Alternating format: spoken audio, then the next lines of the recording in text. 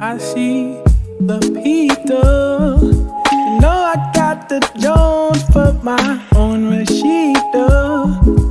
Can you put me on with the Nagarita? She stay on my dome, she gon' pull on me, pull like weed inside me. She my queen. Hello, everyone, and thank you so much for joining us during our first episode of Civic Queen. This week, I'm going to give a bit of background information about myself, the purpose of this podcast, and also share some information about how I believe that we can build a better community for all of us to enjoy.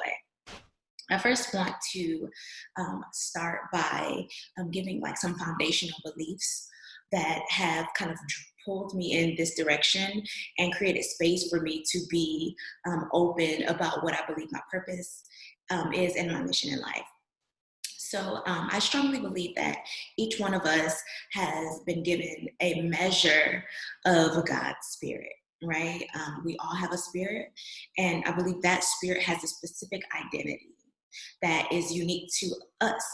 And our goal in life is to, one, figure out what that unique identity is, and two, create a way to manifest the expression of that spirit in the earth, right? And so after doing some soul searching for a few years and really being aware of what draws me and what fills me up, I've identified that the portion of God's spirit that I believe that I've been endowed with is his passion for justice. And I do have a Bible verse that I like to read that kind of just sums up what I think that means, right? So in Jeremiah 22:3, it says, "Thus says the Lord, do justice and righteousness and deliver from the hand of the oppressor him who has been robbed. And do no wrong or violence to the resident alien, the fatherless, and the widow, nor shed innocent blood in this place."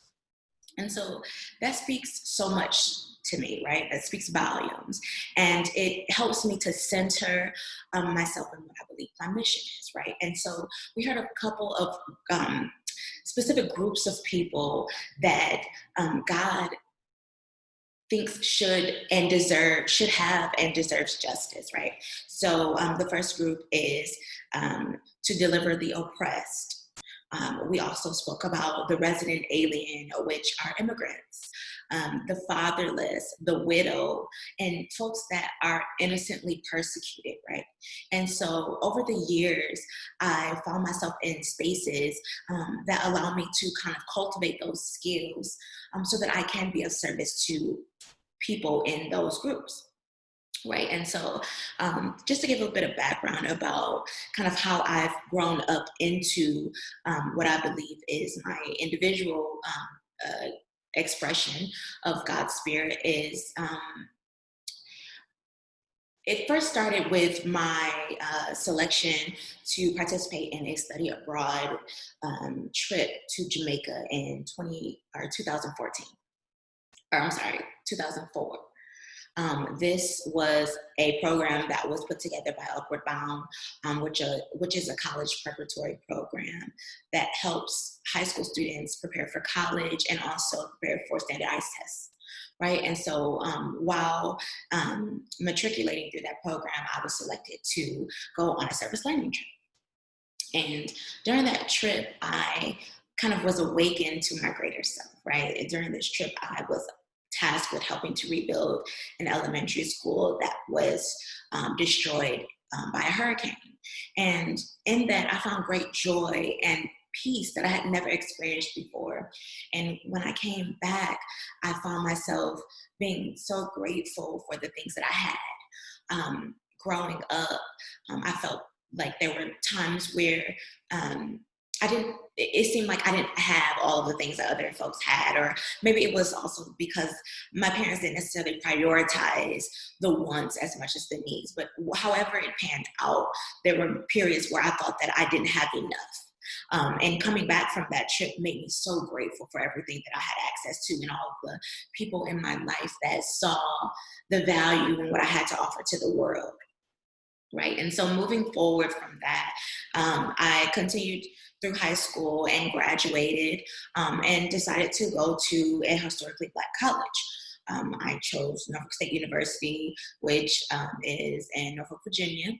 And there I studied psychology.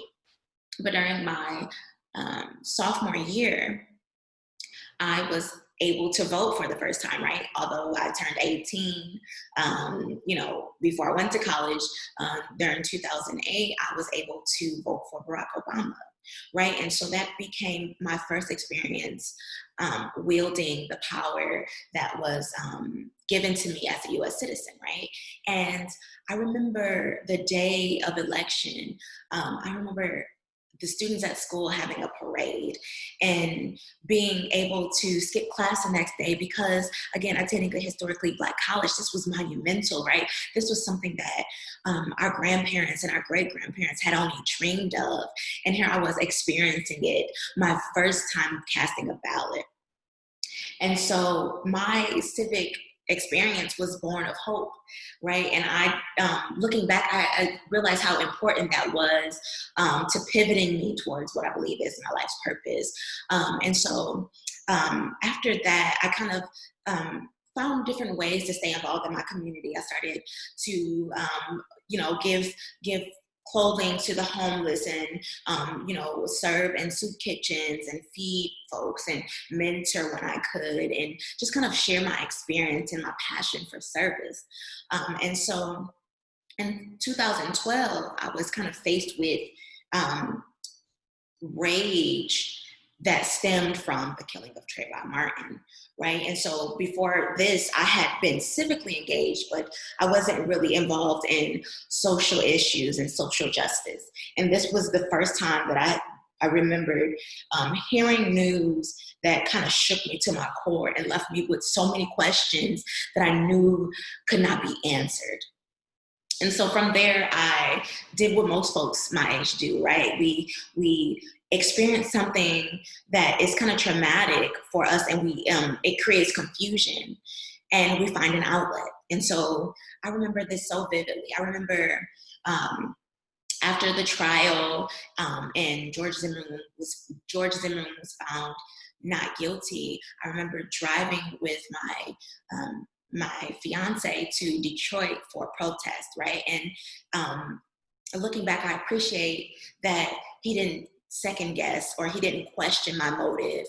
He could sense that I was sincere, and we both hopped in the car and we drove an hour and a half to protest this decision.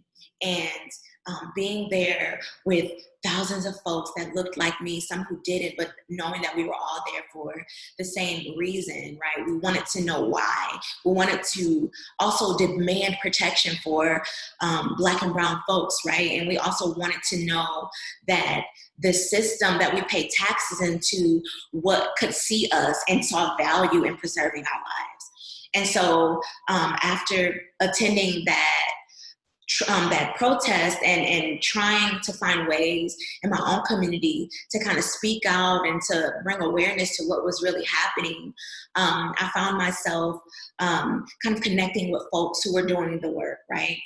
Folks that were older than me, but who were willing to teach me and pass the torch. And so in 2014, after Mike Brown died, after cultivating my strategy, my engagement strategy, I connected with a few of my best friends, and being parallel to that moment that I felt anger and rage when Trayvon Martin's life was taken for granted. I also felt that same amount of fury when we saw Mike Brown's body laying on the ground for, I believe, 8.5 hours before anyone saw to it that his body was removed and and kind of like washing that blood off the street as well took a long time, and it kind of replayed over and over in my mind. And so a group of my friends, we got together and we took advantage of the moment and scheduled time at the Capitol. Fortunately, I lived in Lansing, Michigan, which is the capital of Michigan. And we rallied, we protested on the steps of that Capitol building, and our action ended up trending around the state, right? And so that was another experience of validation that I was on the right track and surrounded with the right company. From those protests, we kind of developed a group called BAND, which stood for Building Alliances and Nurturing Development. And in that group, we hosted meetings where the police chief came and kind of validated some of the concerns of our community.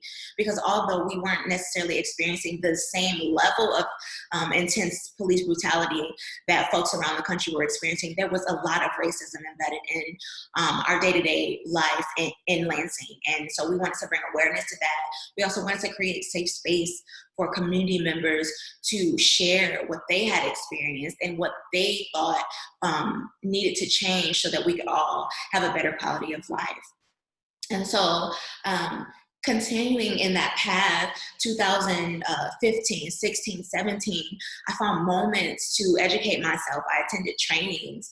Some I found on my own, and others mentors found for me and kind of pushed me into rooms that I was too afraid to walk in by myself. And that all culminated with a moment in 2017 where I kind of had a specific vision for what I thought I could offer to the movement.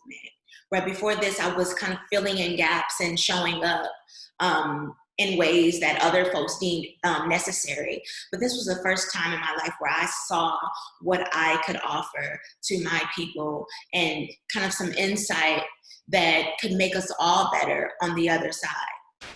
And this is when I also had recently been separated from a job I had been working at for several years, right? And it was the first time that I ever had space to really figure out what I wanted to do.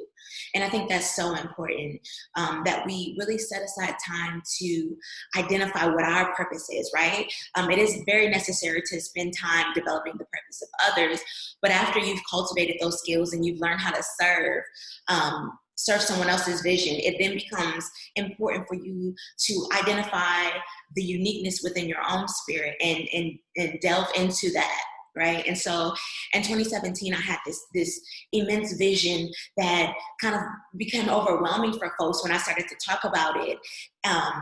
But I didn't stop there, right? I obviously learned to share bits and pieces so that they could digest it, but I never lost track of what the ultimate goal was. And in 2018, I came to Dallas, which is where I currently reside, and was kind of enlightened to a piece of myself that I had not known, spiritual grounding that I was missing. Here I found a community that kind of welcomed me with no questions asked. And it created space for me to kind of see myself beyond the small community that I had been a part of in Lansing, Michigan. In the beginning of 2019, on New Year's Day, I became a resident of Texas.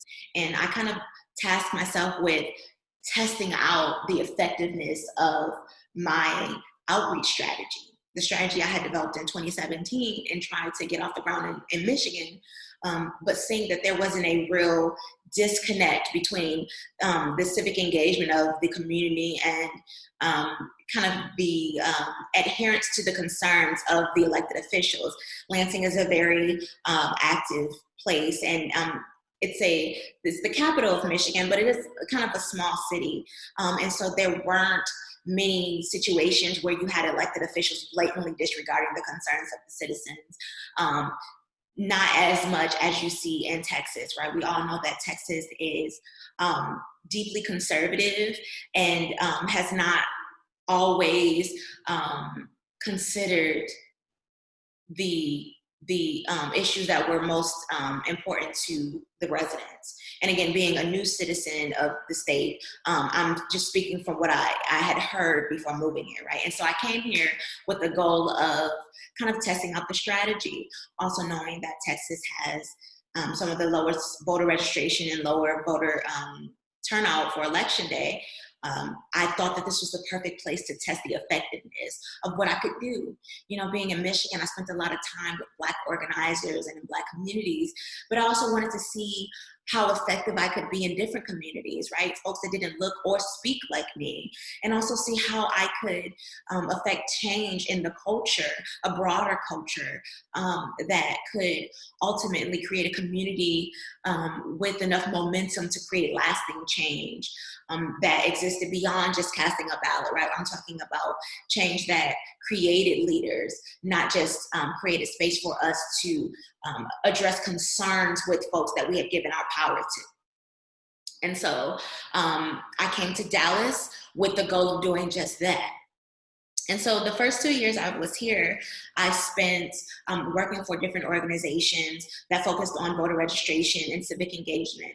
I also worked on the mayoral campaign and was appreciative of that being my first campaign and receiving a victory, right? So I came here and was kind of validated along the way, and eventually found a home at Texas Freedom Network, where I am the regional field coordinator, right? And so I manage campus chapters, but then I also manage a field team of voter registration canvassers, where we, you know, consistently register, educate, and empower young Texans.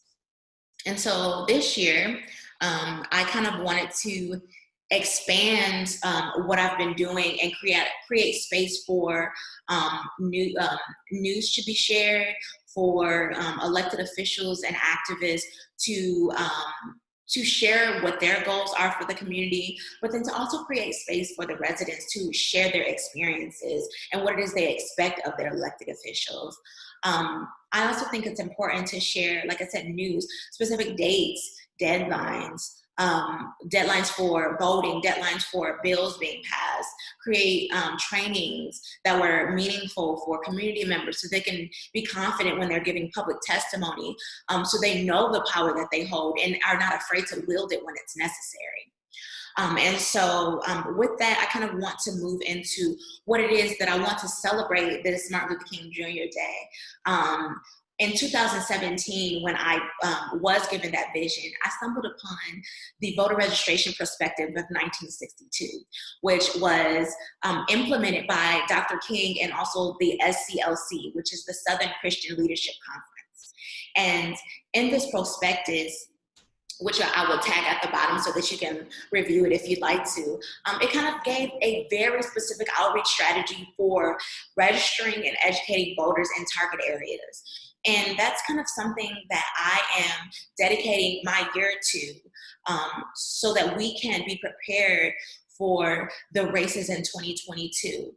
If you're following along with the elections in Texas, you'll know that we'll be selecting a new governor that year, as well as selecting new state reps, right, for our districts. And so I think that it will be so important for us to be prepared by, one, educating ourselves, making sure that we're registered to vote, and also empowering ourselves as a collective, not getting so hung up on our differences, but really identifying and staying true to what our similarities are and what the ultimate goals are. And so just to kind of share what our statistics look like here in Texas, as of 2018, there was 16.9 million Texans registered to vote, which is 1.8 million more than were registered in 2016. In Dallas County, about 1.3 million folks were registered to vote in the 2018 election cycle, and only about 57% of those folks actually voted on Election Day. There are about 570,000 folks in our county that are currently unregistered and inactive in our system. And so our goal, first and foremost for this year, is to survey community members about the effects of the pandemic on their day-to-day lives. We also are focused on registering 200,000 folks, which is about a third of that unregistered population. But by conducting that survey, we'll figure out what portion of that 570,000 are not able to register because they're not citizens, have been entangled in the criminal justice system, or they are just simply inactive because they've chosen to be disengaged. Next, our goal is to increase voter participation during both the early voting period and on election day. We also want to make sure that vote by mail applications are available to everyone who qualifies, including the elderly and any college students that have been displaced because of the pandemic and will be out of the county that they're registered in on election day. An additional goal is to build meaningful relationships with our elected officials, spiritual leaders, and business owners, which is why we'll be kind of pulling these entities in to not only help us with the voter registration efforts, but also create space for them to share what their goals are for the communities that they serve, and create space for us to hold them accountable once we know what to expect from them. Next, we'll educate citizens on how bills are passed and what powers are held by specific elected officials. Oftentimes, we feel unheard when we address a concern to an elected official and we're then told that they can't help us because they don't have the power. But empowerment comes from knowing who to connect with and what to ask them to do, right? We want to uplift the voice of those who feel unheard, but we want to do it in a strategic way. We want to make a list of demands that are realistic and attainable. Next, we want to empower community members to give public testimony. Not only is it important to address issues, but it's extremely imperative that we connect our personal narrative to those issues so that we can attach a face to an issue and solicit an emotional response, and not allow us to be kind of manipulated based on statistics.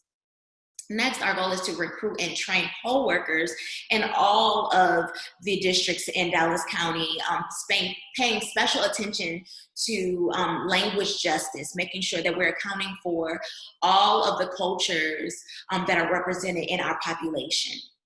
Finally, we will help you to understand how to read a bill so that you can decide on your own which ones we should promote and which ones we should stand against.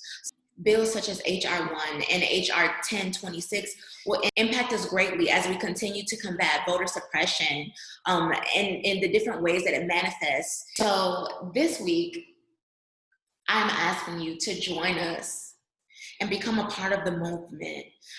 We all can't do everything, but we can all do something. And I am tasking you with finding some time to really figure out where you fit in this and identify what skills, what passion, and what service you can offer to the betterment of our community.